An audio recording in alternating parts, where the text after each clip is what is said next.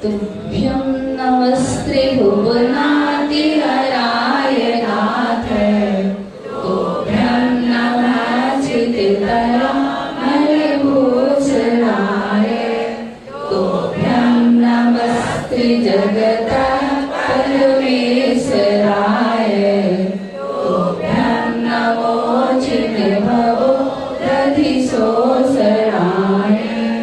तुभ्यं नमो चिन्मयो दधिशोषणाय, तुभ्यं नमो चिन्मयो दधिशोषणाय। जय बोले अनंत सिद्ध परमेष्ठी भगवान की, पंच परमेष्ठी भगवान की, अंतिम तीर्थंकर वर्तमान शासन नायक भगवान महावीर स्वामी की, आचार्य गुरुवर श्री वसुनंदी जी महाराज की, अहिंसामयी विश्व धर्म की, उत्तम माधव धर्म की,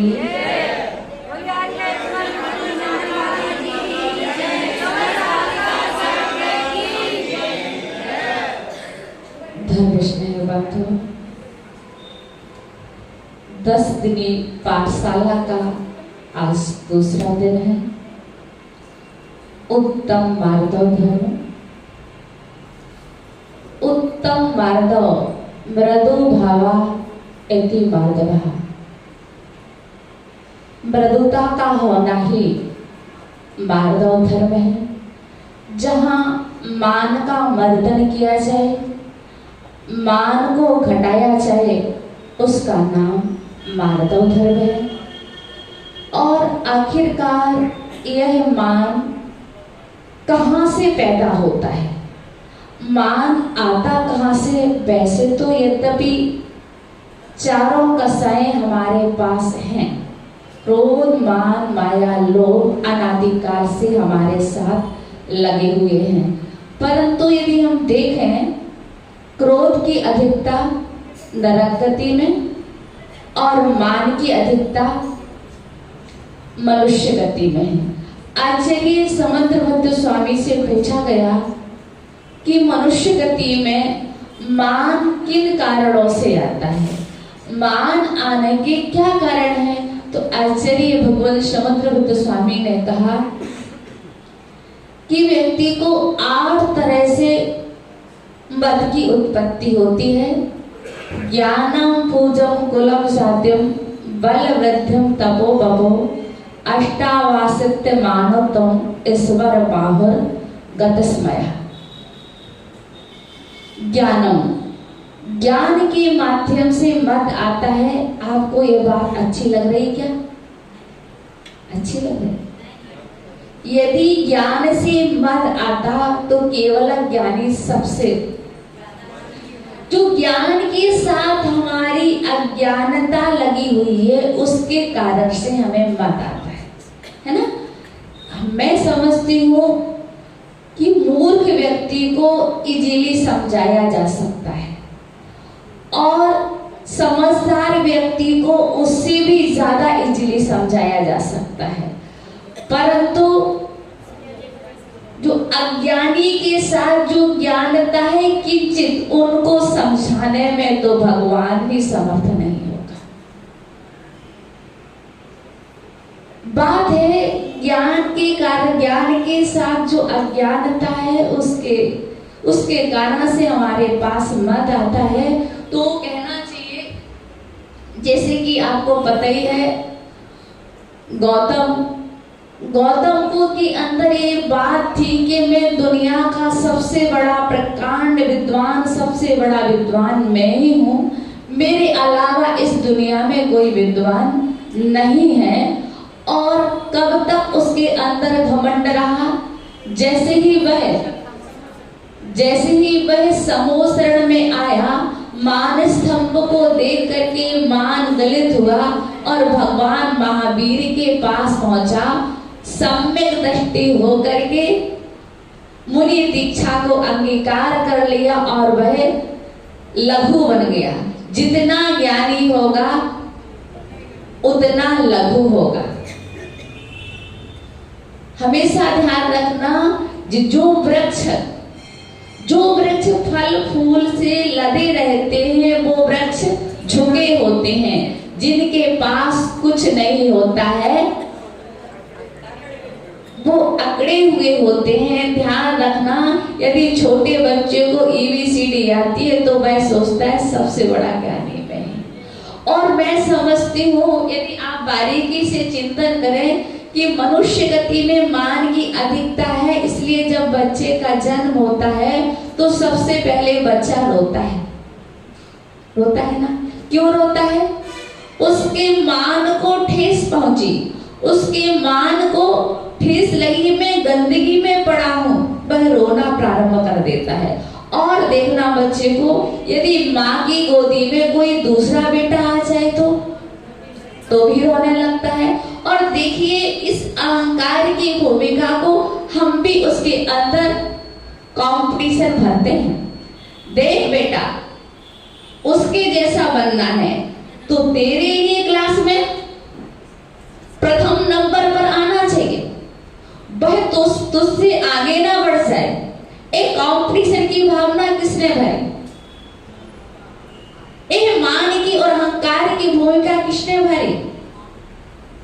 हमेशा ध्यान रखना, यदि हमें उच्च बनना है और बड़ा बनना है तो हमारी जो हैबिट में है, आदत में है कि हम दूसरों को नीचा करके बड़ा बनना चाहते हैं।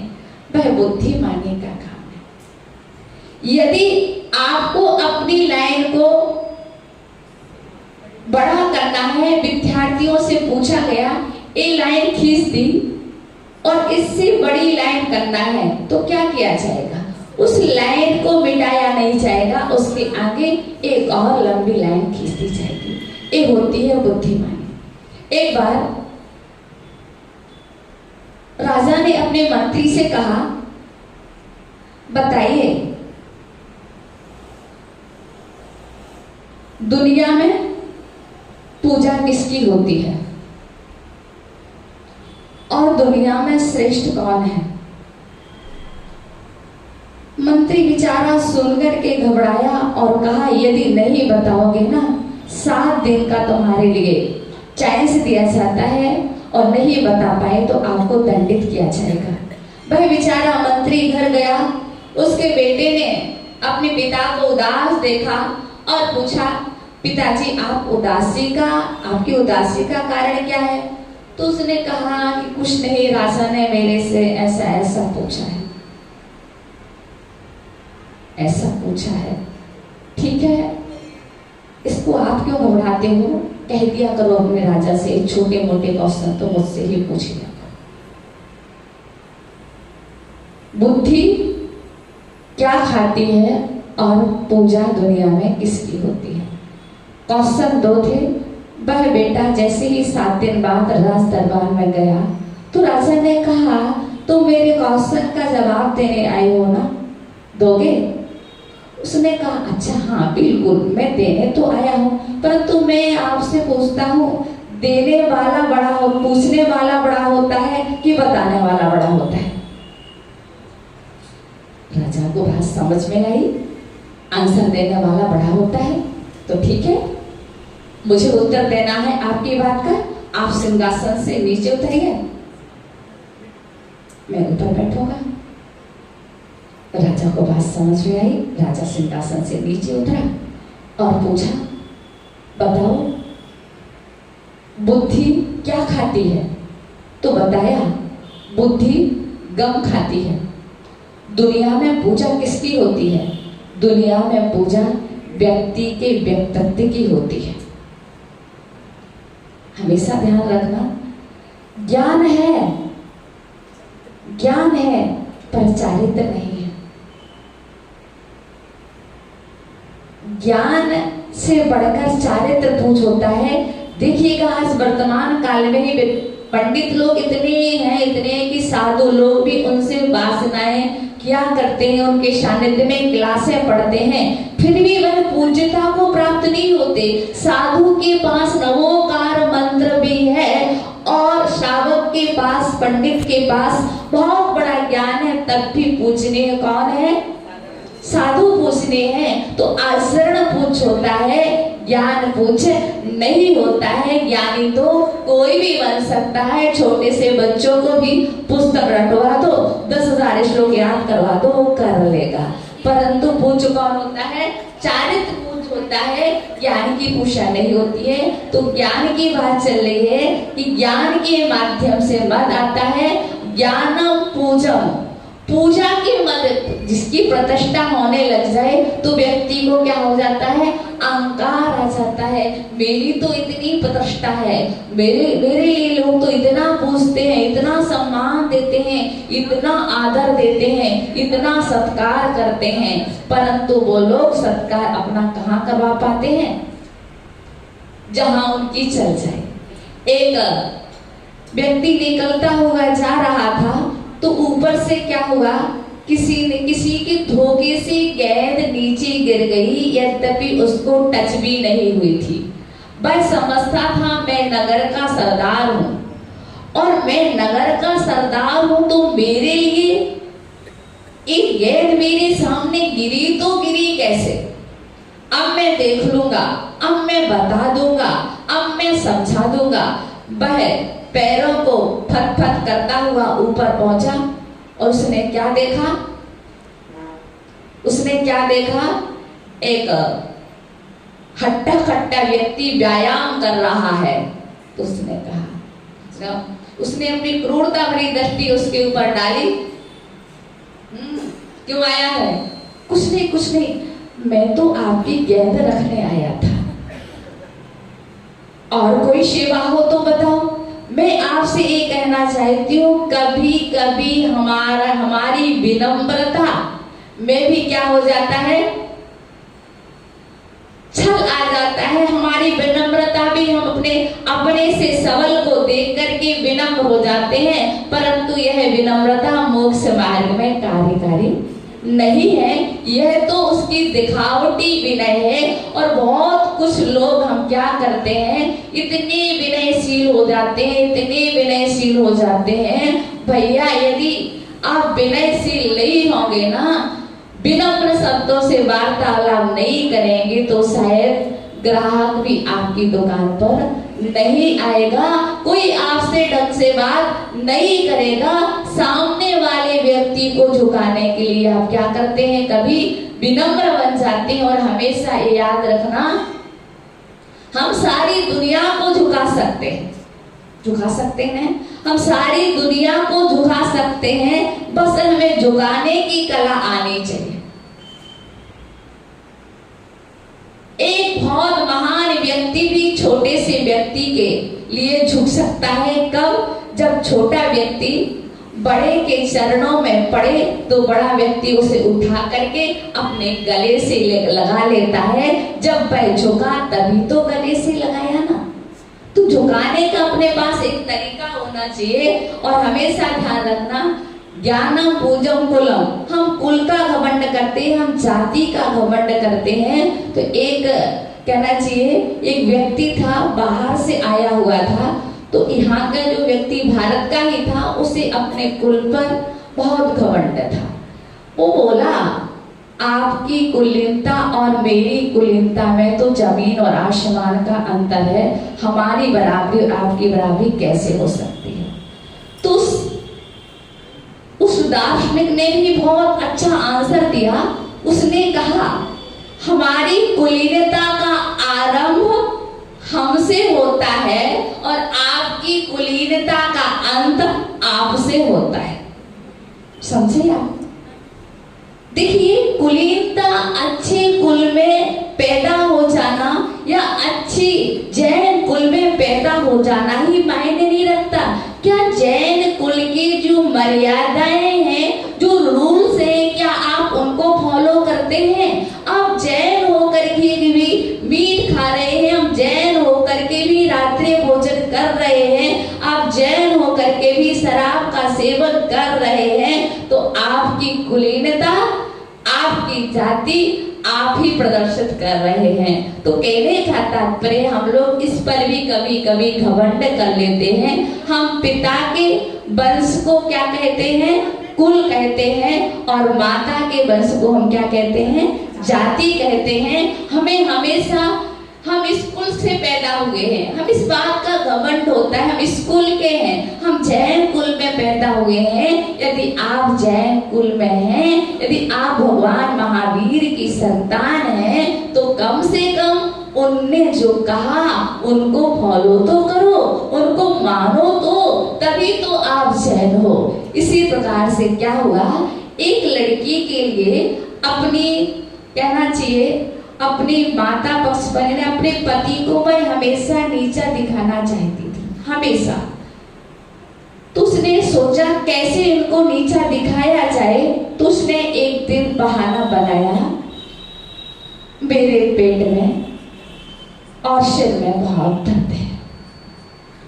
तो उसके श्रीमान जी एकदम सीधे साधे थे, सीधे साधे के साथ भौंदू नहीं थे, भोले थे, समझदार भी थे। तो उनको पता था कि हमेशा ध्यान रखना, जो महिला वर्ग होगी, यदि वह बच्चे और महिलाएं यदि अपना रीजन देती हैं, तो किसका देती हैं? सिर दर्द का और पेट दर्द का। क्यों? कारण क्या है? क्योंकि इन दोनों का थर्मामीटर नहीं होता,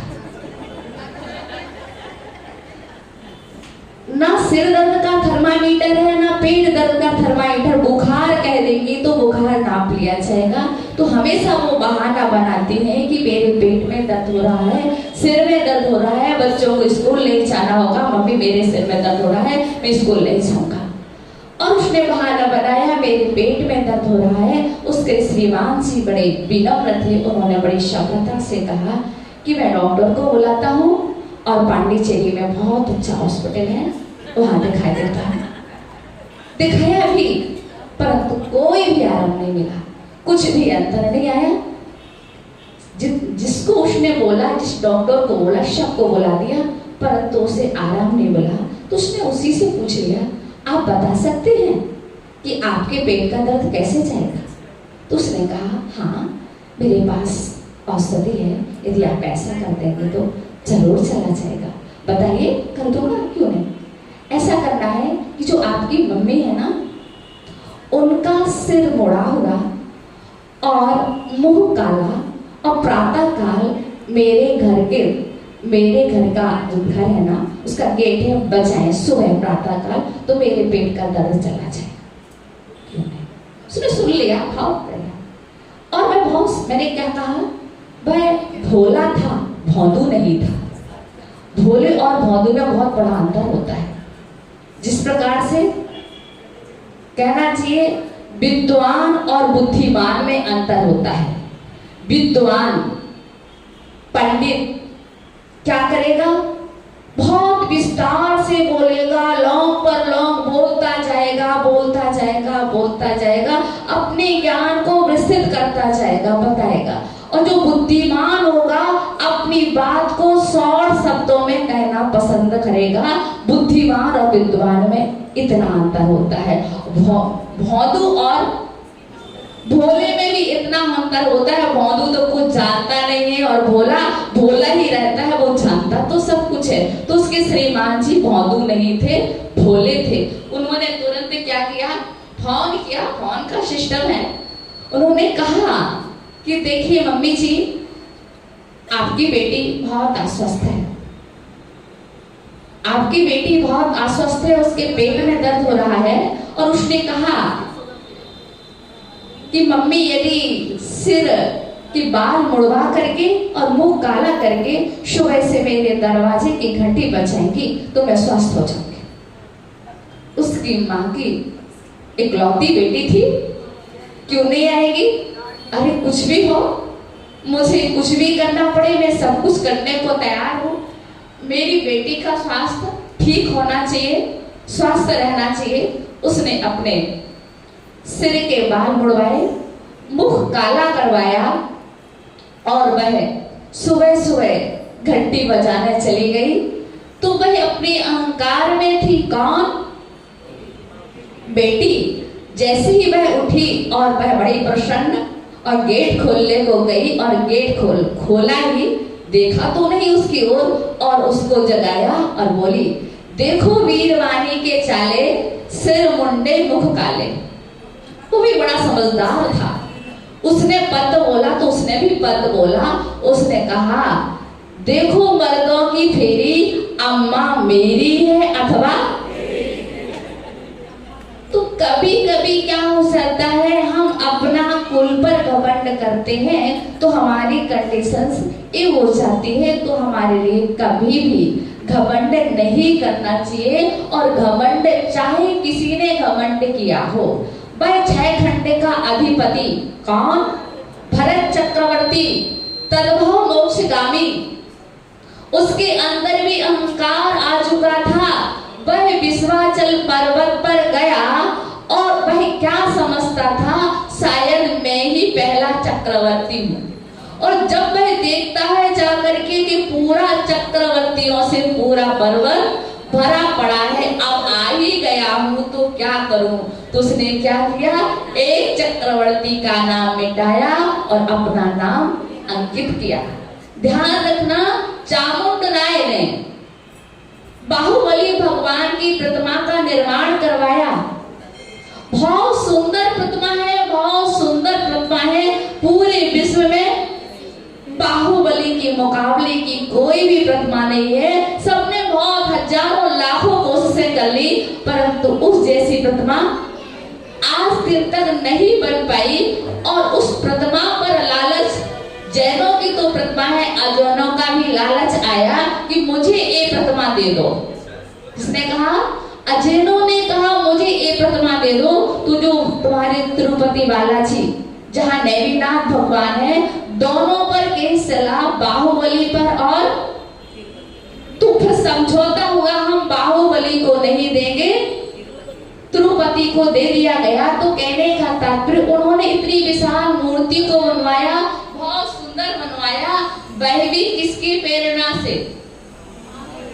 मैंने क्या कहा ना, जब भी पुरुष ऊंचाइयों को छूता है तो उसमें कोई ना कोई महिला का हाथ रहता है। यदि भगवान तीर्थंकर भी मोक्ष जाते हैं तो प्रेरणा स्रोत कौन रहती है? संस्कार किसके होते हैं? कहीं ना कहीं उसका हाथ होता है, कहीं ना कहीं उसके संस्कार होते हैं, कहीं ना कहीं उसकी प्रेरणा होती है। माँ की प्रेरणा से चामुंड राय ने बाहुबली भगवान की प्रतिमा का निर्माण करवाया और वह निर्माण बहुत सुंदर प्रतिमा बनी। पंचकल्याणक प्रतिष्ठा हुई और महामस्तक का अभिषेक हुआ। बस उसको यही था, मैं अभिषेक करूंगा, मैं अभिषेक करूंगा। उसके अंदर इस बात का अहंकार था, मैंने प्रतिमा बनवाई तो मैं ही अभिषेक करूंगा। और जब वह अभिषेक करना प्रारंभ करता है तो वह अभिषेक को पूरा नहीं कर पाता है।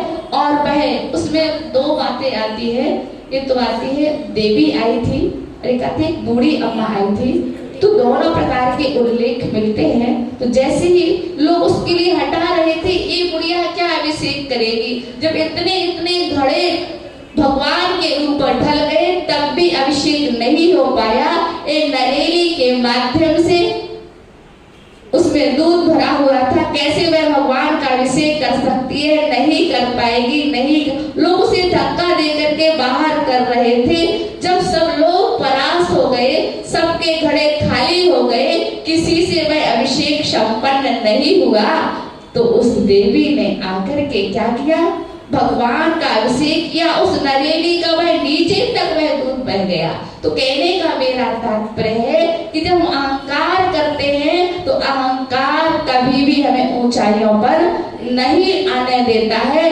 वह तिरुपति कहना चाहिए कौन? 3 खंडे का अधिपति रावण विद्यावान था, बुद्धिमान था, परंतु अहंकार के कारण उसने सोने की लंका को खो दिया, अपने पूरे परिवार को नष्ट व्यस्त कर दिया। सिर्फ उस अंदर क्या कमी थी? अहंकार था। मैं 3 खंड का अधिपति हूँ। ध्यान रखना, अहंकार कभी किसी का चल नहीं सकता। एक दिन अवश्य टूटता है, एक दिन अवश्य उसका मान खंडित होता है। मुझे लगता है आज का व्यक्ति दुखी इसलिए नहीं है कि उसके पास खाने को रोटी और कपड़े नहीं है, वह दुखी इस बात से है, वह इस बात से दुखी है, जब भी वह दुखी होता है उसके आंखों से आंसू निकलते हैं जब उसके मान को चोट पहुंच जाती है, मान को उसकी प्रतिष्ठा में थोड़ी सी कमी आ जाती है तो क्या होता है? उसके आंखों से आंसू बहने लगते हैं। मान प्रतिष्ठा, मान यानी सम्मान पत्र सब प्राप्त करना चाहते हैं। मैं समझती हूँ क्रोध भी एक कसाय है। क्रोध पत्र कोई लेना नहीं चाहता है, मायाचारी का प्रमाण पत्र कोई नहीं लेना चाहता है, पर मान पत्र प्रमाण पत्र सब लेना पसंद करते हैं। यदि मंदिर का भी कार्यक्रम होगा तो मेरी प्रतिष्ठा, मेरा सम्मान किया जाएगा तभी आऊंगा। भूल से नाम बोलना भूल गए, भैया मेरा तो नाम भी नहीं लिया जाता, मैं तो मंदिर ही नहीं जाता। मंदिर में भी राग देश होता है। और तो क्या, एक बार क्या हुआ कि मुनिराज का पड़घान हो रहा था, लोग किसी को नहीं छोड़ते कहने से। मुनिराज का पड़घान हो रहा था और पड़घान में क्या था? एक सोने का कलश था और एक मिट्टी का कलश था। और मुनिराज पड़घान करने के लिए, पड़घान होने के लिए आए तो महाराज ने मिट्टी के कलश को छोड़ करके, सोने के कलश को छोड़ करके मिट्टी के कलश से पड़ गए। वो श्रावक महाराज के पास आया, बोला महाराज अभी तक तो मेरे श्रावकों के अंदर पक्षपात देखा था, आज तो मैं आपके अंदर देख रहा हूँ। आपको सोने और मिट्टी में भी आपने भेद डाल दिया। मैं सोने का कलश लिए पड़का रहा था फिर भी आप नहीं पड़ गए। आपके अंदर अब भी भेदभाव की दृष्टि है, अब भी आप दोनों को एक नहीं समझ पाए, अब भी आप में राग देश की भावनाएं हैं। पता नहीं उसने कितना सुनाया। महाराज चुपचाप सुनते रहे और सुन करके मुस्कुरा दिए। परंतु जो मिट्टी का कलश था वह अपने आराध्य देवता का अपमान कैसे बर्दाश्त कर सकता था, वह कैसे अपने गुरु का अभिनय बर्दाश्त करता। वह तुरंत बोला, सोने के घड़े से तुम क्या हो? तुम तो उगाल हो, उगाल। तुम तो खौलते जलती हो। तुम क्या हो? खौलते जलती हो। और तुम्हारे अंदर सहनशीलता तो है ही नहीं।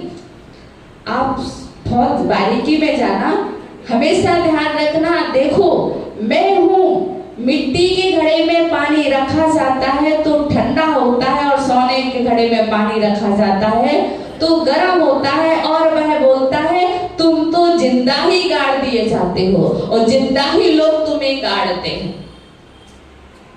ना।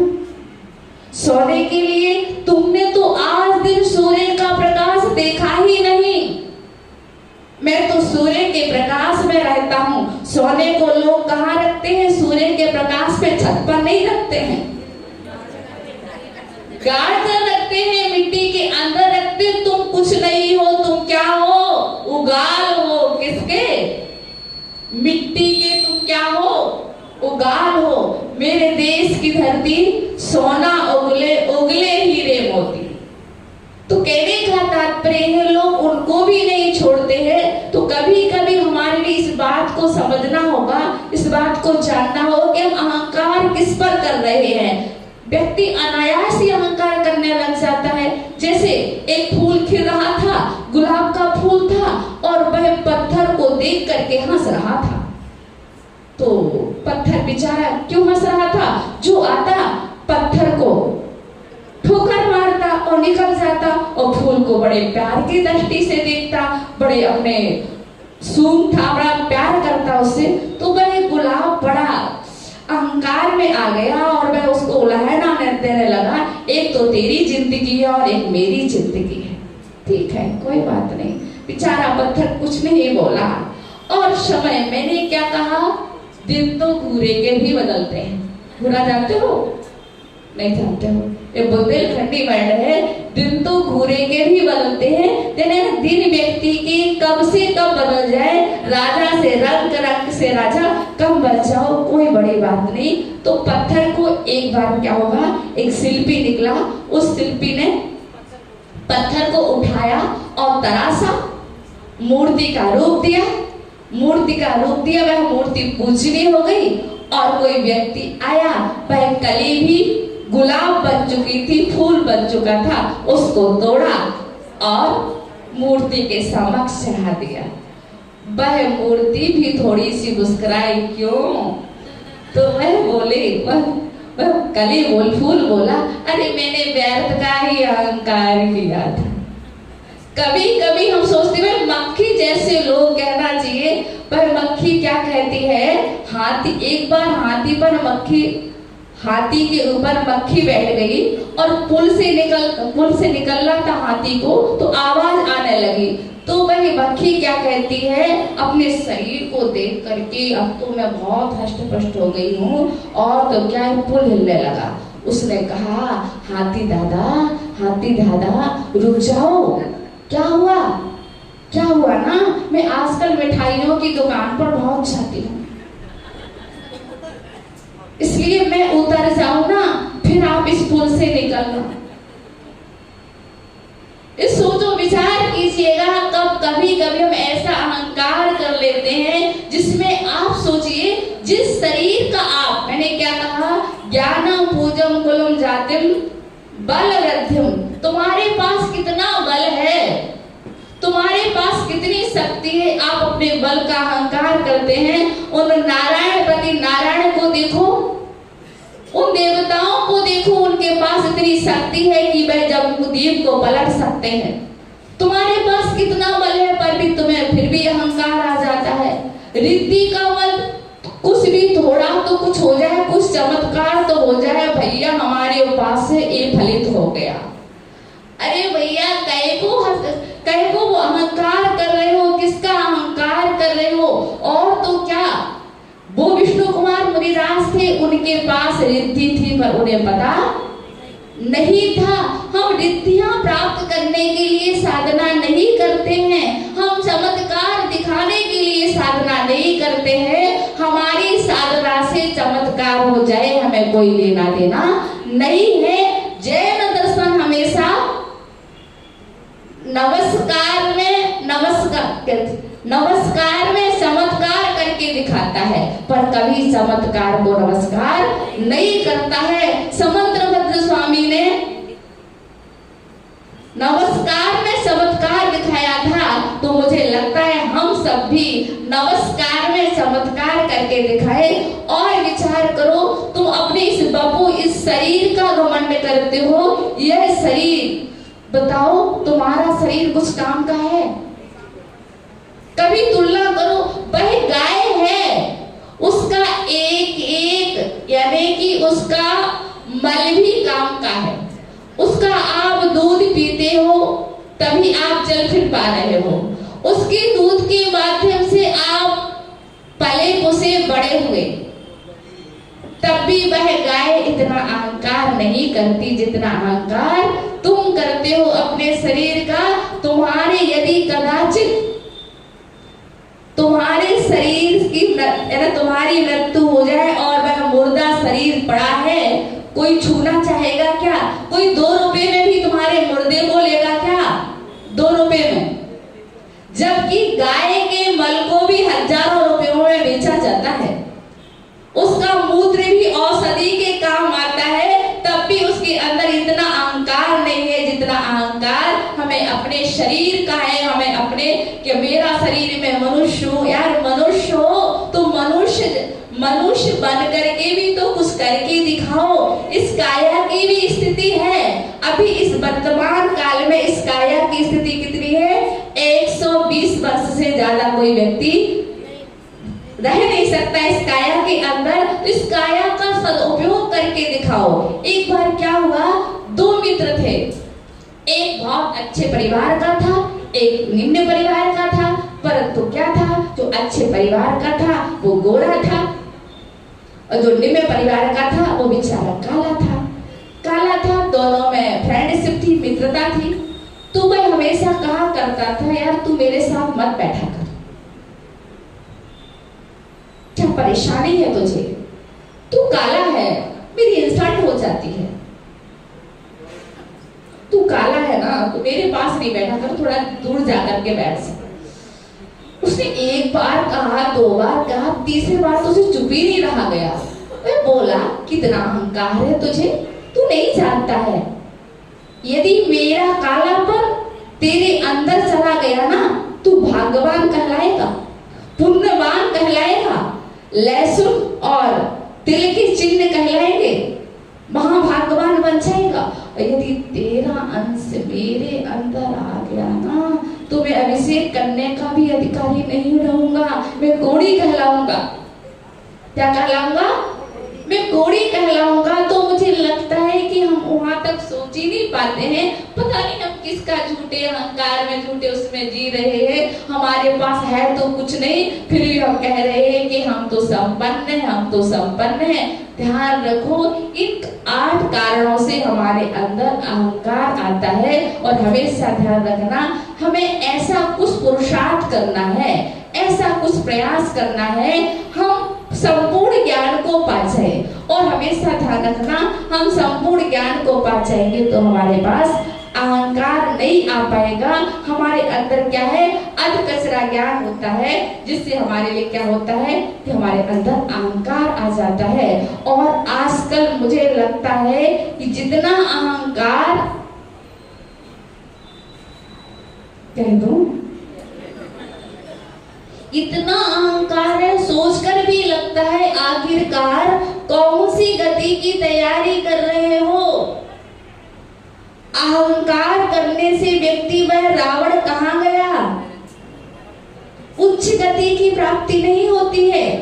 हमेशा ध्यान रखना, आपका कोई सम्मान करे ठीक है, पर आप अपने आप से ही तारीफ करने लग जाते हैं, आप अपने आप से अपना ही सम्मान करने लग जाते हैं। और तो क्या, कम से कम आपको चाहिए कि मंदिर जी में भगवान के सामने हम तिलक ना करवाएं, कम से कम भगवान के सामने हम मान सम्मान को पाने की कोशिश रहती है। कम से कम भगवान के कार्य में, मंदिर के कार्य में सम्मान चाहिए पड़ता।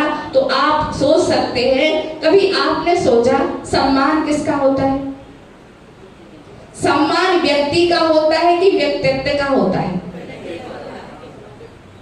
सम्मान व्यक्ति का नहीं होता। और आप व्यक्तिगत सम्मान करवाने की कोशिश करते हैं तो आप हार जाते हैं। आपके अंदर व्यक्तित्व होगा तो खुद ही आपका सम्मान हो जाएगा, खुद ही आपका दुनिया आदर करेगी, सम्मान करेगी। एक बार क्या हुआ, व्यक्ति सम्मान की चाहत में कहां से कहां पहुंच जाता है। नई नई शादी हुई थी, बिल्कुल नई शादी हुई थी, तो उसके फ्रेंड ने कह दिया, ध्यान रखना, आज की लड़कियां आती है ना तो अपना नौकर बनाकर रखती हैं, सारे काम करवाती हैं, तो थोड़ा समझ के रहियो, ऐसा वैसा मत करना। क्या करना पड़ेगा तुझे, तो एक ही धमकी देना है, यदि ऐसा नहीं किया तो सोच लियो। अब क्या होगा, उस लड़की की शादी हुई, वो रोज का उसका कोई भी काम बताए, ऐसा नहीं किया तो समझ लेना। एक दिन बीता, दूसरे दिन ऐसा नहीं किया तो समझ लेना, तीसरा दिन बीता, ऐसा नहीं किया तो समझ लेना। भाई लड़की सुन सुन करके बड़ी परेशान हो गई, यार क्या बना रखा है, नहीं किया तो नहीं किया तो नहीं किया तो। उसने आखिर एक दिन कह ही दिया, उसने उसको बाहर जाना था, उसने कहा पानी गर्म कर देना, नहीं किया तो उसने कहा पानी गर्म करने से समझ लेना। उसने कहा, फिर उसने कह ही दिया, नहीं किया तो क्या करोगे, ठंडे पानी से नहाऊंगा। अतिरेक में अतिरेक आता है, इसलिए अपन को चाहिए कि अपन इन सारी बातों का ध्यान रखें। आज मान का दिन है और मान का दिन नहीं, मान करने का दिन नहीं है, अपने अंदर विनम्रता लाने का दिन है। और मैं समझती हूँ बिल्कुल इजी सा सौदा अंतरंग तप में आता है विनय। कौन सा तप है? अंतरंग तप है। यदि आप देव शास्त्र गुरु की यथा योग्य विनय करते हैं, विनय के भी भेद है, दर्शन विनय, ज्ञान विनय, चारित्र विनय, उपचार विनय, यथा योग्य विनय करते हैं तो वह विनय भी मोक्ष का द्वार है। विनय के माध्यम से आपको मुक्ति मिल सकती है। दूसरी बात मैंने आपसे कह दिया, पांडिचेरी का प्रत्येक व्यक्ति 10 उपवास कर सकता है। सबके अंदर कैपेसिटी है कि नहीं? कर सकता है और आप करेंगे, मेरे रूल्स को फॉलो कर लो, करेंगे। आपको कुछ नहीं करना है, दोपहर में आकर के तत्वार शुद्ध का के 10 अध्याय के अर्घ चढ़ा लेना है तो आपको कितने उपवास का फल मिलेगा? पर डे 1 उपवास का, मतलब 10 दिन में 10 उपवास आपके इजीली हो जाएंगे, पर 10 उपवास ही कहलाएंगे आप ये नहीं कहना मैंने 10 उपवास नहीं किए हैं। आचार्यों में लिखा है कि जो तत्वार शुद्ध का पाठ सुनता है उसको कितने उपवास का फल? 1 उपवास का फल मिलता है। तो आप 10 दिन के उपवासी कहलाएंगे यदि 10 दिन आप तत्वार शुद्ध का पाठ सुन लेते हैं और आप विनय करते हैं तो मोक्ष का द्वार आपको अनायास ही मिल जाएगा। इन सारी बातों का आपको ध्यान रखते हुए हमेशा आपको चिंतन करना है। मैं विनम्र हो जाऊं, आप चिंतन कीजिएगा। पहले गेट मंदिर के छोटे हुआ करते थे और आज बहुत विशाल हो गए तो लोग मंदिर में भी नहीं झुकते हैं।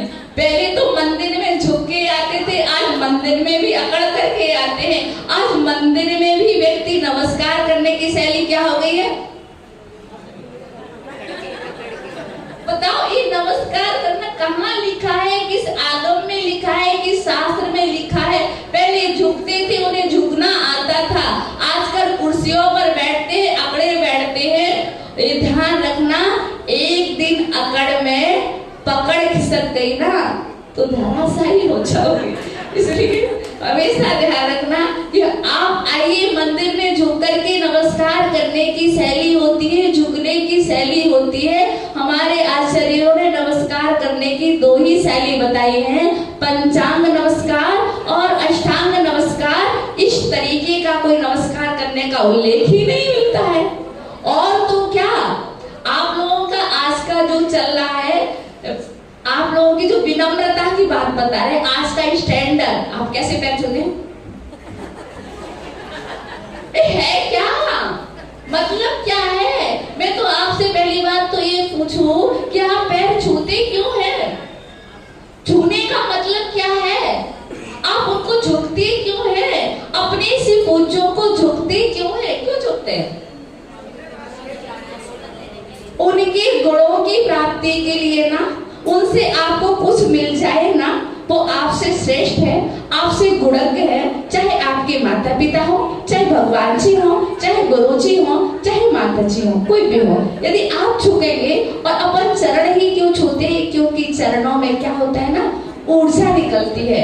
तो हम चरणों का स्पर्श करते हैं। कहीं भगवान का यहाँ स्पर्श करने का उल्लेख नहीं आता, पर आप लोग कहीं यहाँ को छू ले आएंगे, तो यहाँ को छुआएंगे और यहाँ को। अब यहाँ हाथ लगाने से मतलब क्या है? कौन सी विनम्रता झलक रही है? कौन सी नम्रता झलक रही है? और मैं तो हमेशा कहती हूँ बनिया है। और जैन दर्शन की कोई भी क्रिया वांझ नहीं होती। कोई भी क्रिया यदि आप नमस्कार करते हैं तो उसका भी प्रतिफल है।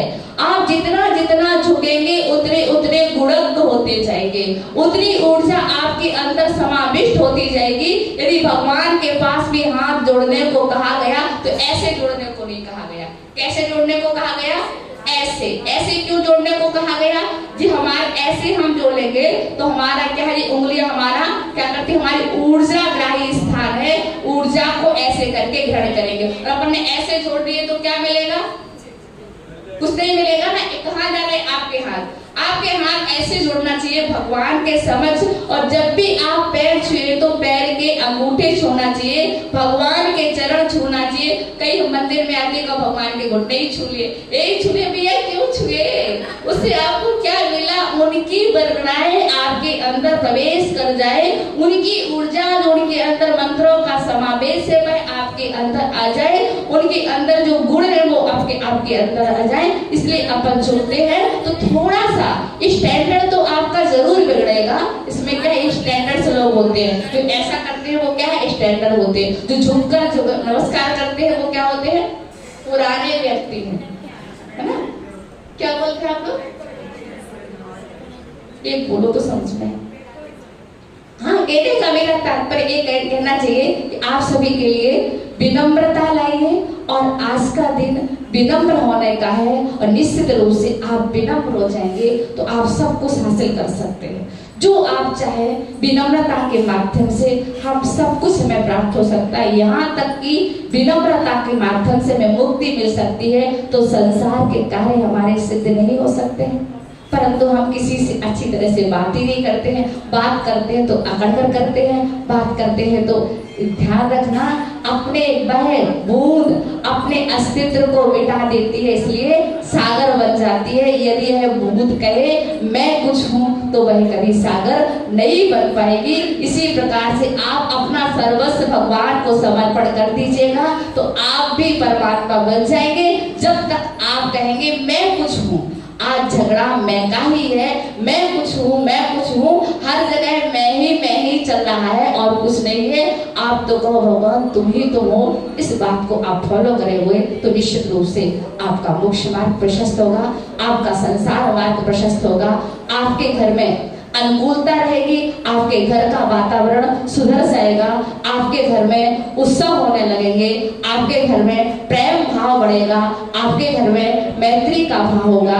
यदि आप विनम्रता से जो बात आपको कटु शब्दों में कहना है वही बात विनम्रता से कह दें, नम्रता से कह दें, सबको अच्छा लगेगा और आप सबको अच्छे लगेंगे। ऐसी भावनाओं के साथ आप सबको अच्छे लगे और आप भी सबको अच्छे लगे और सबको आप भी अच्छे लगे। इस पवित्र भावना के साथ अपन मार्ग धर्म की जाप करते हैं।